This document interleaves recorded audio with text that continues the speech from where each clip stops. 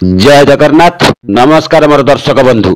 आज आम आलोचना करवा प्रभु रामचंद्र को पूर्वज राजा मांधाता विषय। राजा मांधाता निज माता गर्भर नुहे निज पिता गर्भर जन्म होते। आलोचना करने पूर्व मोर आपण मानक एतिक अनुरोध आमर चैनल टी को सब्सक्राइब करने को सब्सक्राइब करी घंटी बटन को चिपी ऑल नोटिफिकेशन को सिलेक्ट करंतु। यह करिबा द्वारा आमे जे नूतन नूतन वीडियो करिवु ताहा आपण मानक पाखकु प्रथमे जीव।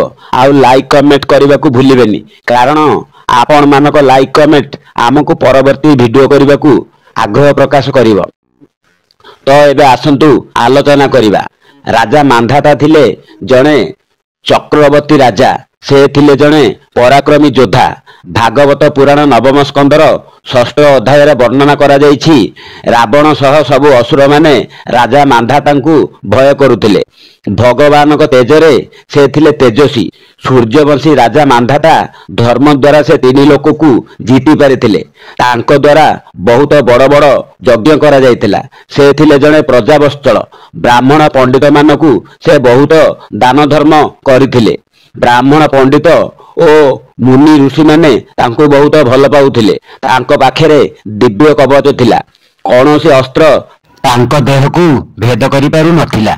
से बहुत दिव्य अस्त्रर अधिकारी थिले। तो आसंतु जानिबा राजा मांधातांको जन्म विषय। ता पूर्वरु आमको जानिबा को पड़िबो प्रभु रामचंद्र को पूर्वजों विषय। सृष्टिकर्ता ब्रह्मा प्रथमे मरीच को सृष्टि कले। मरीचों पुत्र कश्यप हेले। कश्यपों ठारू विवस्वान जन्म हेले। विवस्वान जेबेठारू जन्म हेले कुहा जाए सेबेठारू सूर्यवंशर आरंभ हैला। विवस्वान ठारू विवस्वत मनु जन्म हेले। विवस्वत मनु को 10टी पुत्र थिले। इल, इच्छाकु, कुष्णाम, अरिष्ट, धृष्ट, नरिसेंत, करुष, महाबली, सरियाती और पृष्टि। भगवान रामकर जन्म होइतिला इच्छाकु वंशर कूଳରେ। रामचंद्र हेले ब्रह्माकर 67तम पीढ़ी। मांधाता पिता नाम थिला जुबनाश, माता नाम थिला गौरी। राजा जुबनाश राम को पूर्वज इच्छाकु वंशर राजा थिले। राजा जुबनाश को कौनसी पुत्र संतान नथिबा कारणरू राजा सबुबेले चिंतित रहुथिले। तांकर विश्वास थिला तांकर मृत्यु पर तांकर कुल रक्षा करबाकू कहि नथिबे कि तांकर राज्यर वृद्धि और निजर ना रखिबाकू कहि नथिबे।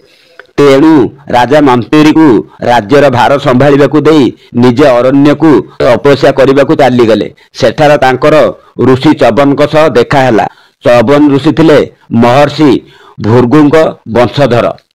चबन ऋषि राजा को पुत्र संतान पर एक यज्ञ करने को कहिथिले। राजा अरण्यरु फेरी आसी यज्ञर आयोजन करने को लागिले। यज्ञ रे से बहुत मुनि ऋषि मानकु निमंत्रण करथिले, किंतु यज्ञर नियम थिला यज्ञ शेष न हेबा पर्यंत यज्ञ छाड़ी राजा केउठिकी भी जाई परिबे नाही। यज्ञ रात काल आरंभ हेब। रातिर समय हेले यज्ञ को बंद करी समस्ते विश्राम करिवे। फेर परदिन प्राप्त समय हेले यज्ञ आरंभ हेब। यज्ञ चली थाए। जेपरि रातिर समय हैला यज्ञ को बंद करी समस्ते विश्राम करने को गले। किंतु कथा कौन कि अर्धरात्र समय रे राजांकर निद्राटा भांगी गला। सही समय रे राजा को बहुत जोर शोष लगुए। राजा जेते चित्कार करी डाकिले भी राजांक स्वर अन्य काहारी को शुणा देई नथिला। यज्ञ काम रे समस्त गभीर निद्रा रे सोई पड़िथिले। तेणु राजा बाध्य होई निजर शोष को मिटाइबा पई निजे जल खोजिबाकू बाहरी पड़िले। राजा केउठारे भी जल पाइले नहीं। शेष राजा को नजर पड़ा यज्ञ पाखे एक पात्र जल थिबार।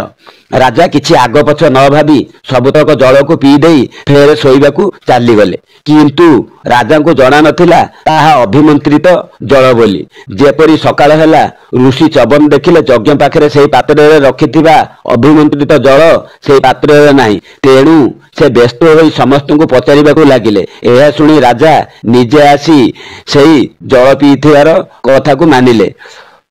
एहा सुनी ऋषि आश्चर्य होई राजा को कहिले, राजा यह तुम्हें कौन कल?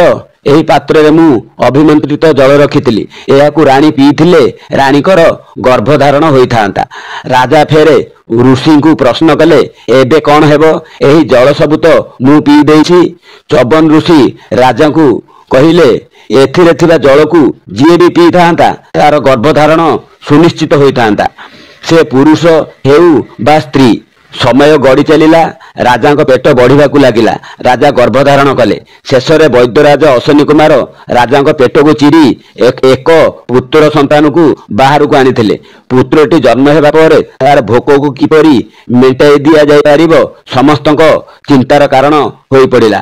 ଇନ୍ଦ୍ରଦେବ ଏହା ସବୁ ଜାଣି ନିଜେ ଆସି ରାଜାଙ୍କୁ କହିଥିଲେ, ମୁଁ ଏହାର ଭୋକକୁ ମେଣ୍ଟାଇବି, ମୁଁ ଏହାକୁ କ୍ଷୀରପାନ କରାଇବି କହି ନିଜର ବିଶି ଆଙ୍ଗୁଠିକୁ ପୁତ୍ରଟିର ପାଟିରେ ପୁରାଇ କ୍ଷୀରପାନ କରାଇଥିଲେ। ତାଙ୍କର ଆଙ୍ଗୁଠିରୁ କ୍ଷୀର ନିର୍ଗତ ହେଉଥିଲା।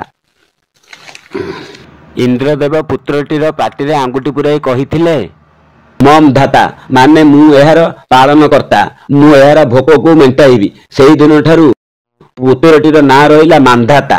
ମାନ୍ଧାତା ଇନ୍ଦ୍ରଦେବଙ୍କ ଠାରୁ କ୍ଷୀରପାନ କରିବା ଦ୍ୱାରା 13 ଗୁଣା ବଡ଼ ହୋଇଯାଇଥିଲେ। ସେ ଯୁଦ୍ଧ ବିଦ୍ୟାରେ ପରାକ୍ରମୀ ଥିଲେ। ଦାନ ଧର୍ମରେ ସେ ସମସ୍ତଙ୍କ ଠାରୁ ଆଗରେ ଥିଲେ। ସବୁ ଧର୍ମାତ୍ମାଙ୍କ ମଧ୍ୟରେ ସେ ଥିଲେ ଶ୍ରେଷ୍ଠ। ତାଙ୍କର ରାଜ୍ୟକୁ ଇନ୍ଦ୍ରଦେବ ଅଭିଷେକ କରାଇଥିଲେ। ସୂର୍ଯ୍ୟ ଉଦୟ ଠାରୁ ସୂର୍ଯ୍ୟ ଅସ୍ତ ପର୍ଯ୍ୟନ୍ତ ଯେତେ ସବୁ ରାଜ୍ୟ ଥିଲା ସେ ସବୁ ରାଜା ମାନ୍ଧାତାଙ୍କ ଅଧୀନରେ ଥିଲା। ପୃଥିବୀରେ କୌଣସି ରାଜା ତାଙ୍କୁ ପରାସ୍ତ କରିପାରୁନଥିଲେ। ଦାନବ ମାନବ ସମସ୍ତେ ତାଙ୍କ ସହ ଯୁଦ୍ଧ କରିବାକୁ ଭୟ କରୁଥିଲେ। ରାବଣ ସହ ତାଙ୍କର 7 ଦିନ ଧରି ଯୁଦ୍ଧ ହୋଇଥିଲା। ଶେଷରେ ବ୍ରହ୍ମା ଆସି ଯୁଦ୍ଧକୁ ବନ୍ଦ କରିଥିଲେ। ବ୍ରହ୍ମଦେବ ଜାଣିଥିଲେ ରାବଣ ମରିବନି କି ରାଜା ମାନ୍ଧାତା ଯୁଦ୍ଧରେ ହାରିବେନି, କାରଣ ରାବଣଙ୍କ ପାଖରେ ବ୍ରହ୍ମଦେବଙ୍କର ଆଶୀର୍ବାଦ ଥିଲା। ରାଜା ମାନ୍ଧାତାକୁ 3 ଲୋକରେ ବିଜୟ ପ୍ରାପ୍ତ ପାଇଁ ମନରେ ବହୁତ ବଡ଼ ଏକ ଲାଳସା ଥିଲା। ସେ ପୃଥିବୀ ପୃଷ୍ଠରେ ସବୁ ରାଜାଙ୍କୁ ପରାସ୍ତ କରିବା ପରେ ସେ ସ୍ୱର୍ଗ ଲୋକକୁ ନିଜ ଅଧୀନରେ ଆଣିବାକୁ ଇନ୍ଦ୍ରଦେବଙ୍କ ଉପରେ ଆକ୍ରମଣ କରିବାକୁ ଯାଇଥିଲେ।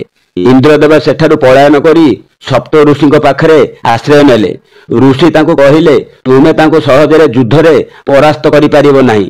ତାଙ୍କ ଉପରେ ତୁମେ ବୁଦ୍ଧିର ପ୍ରୟୋଗ କର। ବାଲ୍ମୀକି ରାମାୟଣର ଉତ୍ତରାକାଣ୍ଡର ସର୍ଗ 66ରେ ବର୍ଣ୍ଣନା କରାଯାଇଛି, ରାଜା ମାନ୍ଧାତା ଯେବେ ସ୍ୱର୍ଗ ଲୋକକୁ ଆକ୍ରମଣ କରିବାକୁ ବାହାରିଲେ ସେତେବେଳେ ଇନ୍ଦ୍ରଦେବଙ୍କ ସହିତ ସବୁ ଦେବତାମାନେ ଭୟ କରିବାକୁ ଲାଗିଲେ। ସେହି ସମୟରେ ଇନ୍ଦ୍ରଦେବ ରାଜା ମାନ୍ଧାତାଙ୍କୁ କହିଲେ, ତୁମେ କ'ଣ ପୃଥିବୀର ସମସ୍ତ ରାଜାଙ୍କୁ ପରାସ୍ତ କରି ସାରିଲଣି ଯେ ଦେବଲୋକ ଉପରେ ଆକ୍ରମଣ କରିବାକୁ ଆସିଛ? ଏହା ଶୁଣି ରାଜା ମାନ୍ଧାତା କହିଲେ, ଏମିତି କେଉଁ ରାଜ୍ୟ ଅଛି ମୋ କଥାର ଆଜ୍ଞା ପାଳନ କରୁନି? ଇନ୍ଦ୍ରଦେବ କହିଲେ, ମଧୁ ଦୈତ୍ୟର ପୁତ୍ର ଲବଣାସୁର ତୁମର କଥାର ଆଜ୍ଞା ପାଳନ କରୁନି। ଇନ୍ଦ୍ରଦେବ ଏହି କଥାକୁ ବହୁତ ଚତୁରତାର ସହିତ କହିଲେ। ଇନ୍ଦ୍ରଦେବଙ୍କୁ ଜଣାଥିଲା ଶିବଙ୍କ ତ୍ରିଶୂଳ ଲବଣାସୁର ପାଖରେ ଅଛି, ତାକୁ ପରାସ୍ତ କରିବା ଅସମ୍ଭବ ହେବ। ଏହା ଶୁଣି ରାଜା ମାନ୍ଧାତା ରାଗରେ ଲବଣାସୁର ପାଖକୁ ଯୁଦ୍ଧ କରିବାକୁ ଚାଲିଗଲେ। ରାଜା ମାନ୍ଧାତା ଲବଣାସୁର ଦେହକୁ ଯେତେ ସବୁ ଦିବ୍ୟ ଅସ୍ତ୍ର ପ୍ରୟୋଗ କଲେ ସେହି ସବୁ ଦିବ୍ୟ ଅସ୍ତ୍ର ଶିବଙ୍କ ତ୍ରିଶୂଳ ଆଗରେ କିଛି କାମ ଦେଇ ନଥିଲା।